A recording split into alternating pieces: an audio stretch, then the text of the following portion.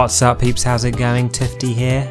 Today we potentially have the first of a brand new series where I'll be taking a closer look at Demoman techniques I use in certain situations. This episode I'm going to be looking at how I deal with Sentry Guns, and in the future I may go through all the different classes and what I do when I'm confronted with them. As I play both Demoman and NG, I get to see both of their perspectives, so when I find a spot really hard to take down as a Demoman, for example, I can apply that as an NG and vice versa. I tend to make Sentries my priority when I play Demoman. Kind of feels like it's my job. They can slow a game down, but they should be pretty easy to kill in most situations. There's always an angle, there's always a weak spot.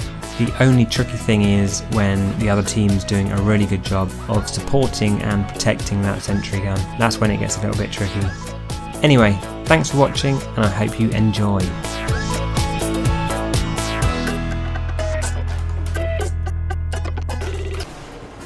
Sentry guns are infinitely harder to deal with when you just stumble across them, so it's always worth looking out for engineers and listening for the bibbly boops that the sentry guns make. More often than not though, you're probably going to discover a sentry gun with a rocket to the face, but fear not, that's the hardest part over with. Now you know where it is, you can come back prepared and ready for action. Now that you've found the sentry gun, you just have to decide what the best technique is to take it out, and this will depend on the scenario. One of the most common spots I see being used is when the sentry gun is placed near a corner or some kind of barrier so that it has a complete blind side which you can then approach it from. And this makes it super easy for a explosives class to take it out. You can simply use the splash damage from your weapon and just aim next to the sentry gun without having to ever actually directly face it. There are other techniques you can use to stay out of the sentry gun's line of sight, which is always going to be the most ideal option for when you're trying to take them out. You can often use your environment and the curvature of your projectiles to stay in cover. The arch of your stickies and pipes are just great for this. You can use walls or random objects or even the cart itself to stay protected and in cover as you deal damage to the sentry gun. Sentry guns tend to be set up so that they are optimised for a certain direction, and it's always a good idea to find an angle from which they're more vulnerable from. This basically means you're able to attack with slightly less pressure on you, and it's more unexpected for them. All the examples you're seeing here are very common sentry positions you see in the game, very difficult ones to take out from the normal route through. But if you can come round from the side, like I have, you can deal out damage under slightly less pressure. This last example is on Gold Rush, and I always take this left flank if I know there's a sentry base in this little nook here.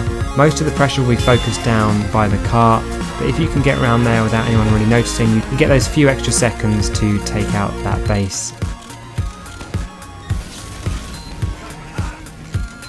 So sometimes you have no choice but to face a sentry gun pretty much head on, but often you'll have some kind of cover you can use to minimise the amount of time you're exposed to the gun.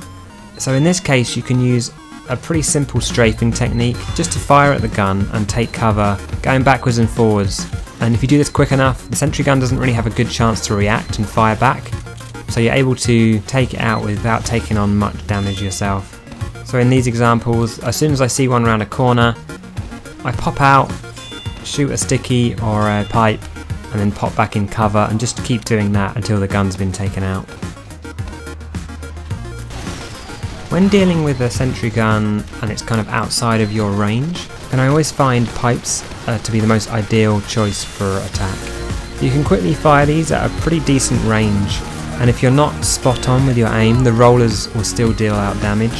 When you're shooting, try to vary the height of your shot and move backwards and forwards like I am in these clips here. This means you can work out the correct angle and gradually get the shots more spot on. This technique's particularly good when dealing with sentry guns that are in a corner, and this means the accuracy is even less important. It's just a matter of getting out that spam into that corner and allowing the rollers to take out that gun.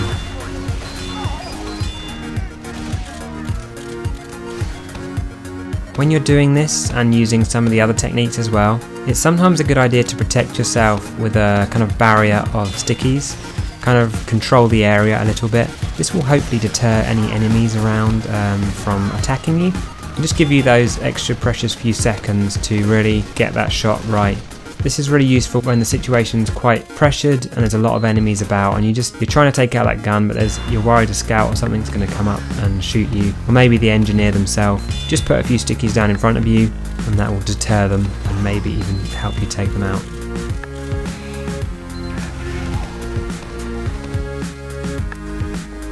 Sometimes none of these techniques quite work, so as kind of a last resort, I'll use a charged sticky shot to reach those kind of awkward positions that kind of nothing else is really working for.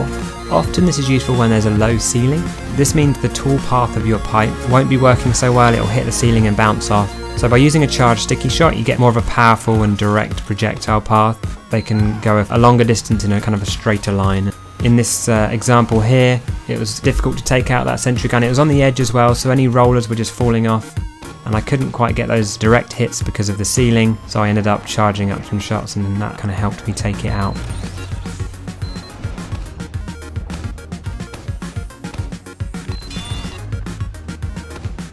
Finally, it's worth keeping an eye out for sentries that are still being built or are not level 3 yet or are currently in transit. These will be obviously significantly easier to deal with, so if you can take care of them while you can, that's always a good idea. The same goes for engineers themselves, especially if they're tortoise shelling.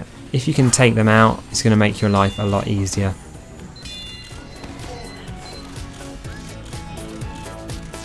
So there's some of the techniques I've noticed that I've been using. I hope you enjoyed. Next time I'm thinking about taking a look at the Scout, a really tricky one to deal with as a Demoman. I'm also considering a map by map guide, a bit like my Sentry Gun spot guides, but for the Demoman. It'd be good to know if that's of any interest to anyone. So stay tuned, and I'll see you in the next episode.